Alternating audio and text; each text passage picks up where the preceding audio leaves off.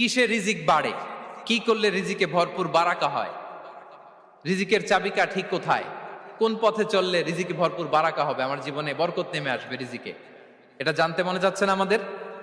হ্যাঁ, কষ্ট হচ্ছে আপনাদের? কষ্ট হচ্ছে? তাহলে কি করলে রিজিকে ভরপুর বারাকা হয়, কি করলে আমার জীবনে ভরপুর বারাকা নেমে আসে, এই পয়েন্টটাতে আমরা একটু আলোকপাত করি।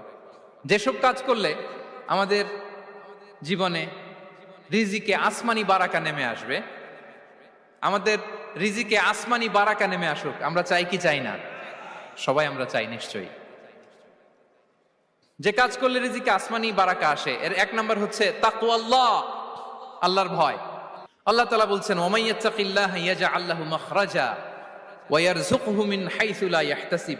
যে আল্লাহকে ভয় করে, যে আল্লাহ সচেতন, আল্লাহ তাকে মাখরাজ, মাখরাজ মানে কি জানেন? ওই যে এক্সিট লেখা না এদিকে, এই এক্সিটকে আরবিতে বলে মাখরাজ, মানে কোথাও আটকাবেন না, বের হওয়ার রাস্তা আছে, কোথাও আটকাবেন না, বের হওয়ার রাস্তা আল্লাহ তাআলা অ্যারেঞ্জ করে দিবেন। You will have the way out from crisis.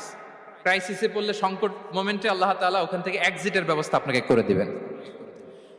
ওয়া ইয়ারযুকহু মিন হাইসু লা ইয়াহতাসিব, এমন জায়গা থেকে আল্লাহ তাআলা রিজিকের ব্যবস্থা করবেন যে সে কল্পনাও করে নাই।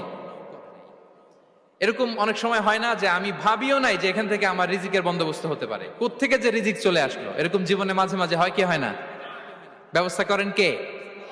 যারা আল্লাহ তাআলাকে ভয় করে, যারা আল্লাহ সচেতন, তাদেরকে আল্লাহ তাআলা স্পেশাল রিজিক দিয়ে ধন্য করেন। তাকওয়াল্লাহ,